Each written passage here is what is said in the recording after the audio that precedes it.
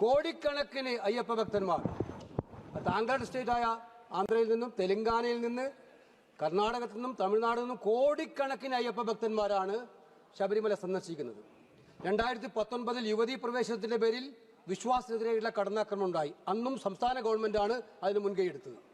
ഇപ്പോഴിതാ ഹൈബി ഇവിടെ സൂചിപ്പിച്ചതുപോലെ ആ ശ്രീകോവിൽ എന്ന് പറയുന്ന സർ 41 ദിവസം വ്രതമെടുത്തിട്ട് അയ്യപ്പ ഭക്തന്മാർ കഠിനമായിട്ടുള്ള മല ചവിട്ടിയിട്ടാണ് സന്നിധാനത്ത് എത്തുന്നത് സർ.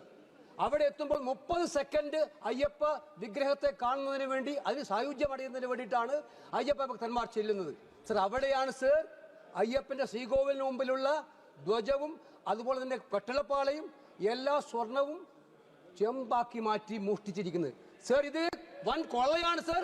കൊള്ള മാത്രമല്ല സർ, ഇത് വിശ്വാസത്തിനെതിരെയുള്ള കടന്നാക്രമണമാണ് സർ. ഇപ്പോഴും പല പ്രതികളും മറക്ക് പുറത്താണ് സർ. ഇപ്പോഴും പല പ്രതികളും ഇനിയും പ്രത്യക്ഷപ്പെടാനുണ്ട് സർ. സംസ്ഥാന സർക്കാർ ഇവരെയൊക്കെ സംരക്ഷിക്കുന്നുള്ള പ്രതീതിയുണ്ട്. ഹൈക്കോടതി അന്വേഷിച്ചതുകൊണ്ട് മാത്രമാണ് ഈ അന്വേഷണം ഇതുവരെ നടക്കുന്നത്. ഞങ്ങൾ ഹൈക്കോടതിയെ സല്യൂട്ട് ചെയ്യാൻ ആഗ്രഹിക്കുകയാണ്. പക്ഷേ ഇപ്പോഴും ആ ഹൈക്കോടതി നിയമിച്ച SITയെ നിയന്ത്രിക്കാൻ സംസ്ഥാന ഗവൺമെന്റ് ശ്രമിക്കുന്നുണ്ട്. അതുകൊണ്ട് എനിക്ക് പറയാനുള്ളത് സർ, കോർട്ട് മോണിറ്റർ ചെയ്യുന്ന ഒരു ഏജൻസി അന്വേഷിച്ച് യഥാർത്ഥ കുറ്റവാളികളെ മുഴുവൻ പുറത്തു കൊണ്ടുവന്ന് ഈ സ്വർണം തിരിച്ചെടുക്കാനുള്ള അടിയന്തര നടപടി സ്വീകരിക്കണം സർ. വിശ്വാസത്തെ രക്ഷിക്കാൻ നടപടി സ്വീകരിക്കണം സർ.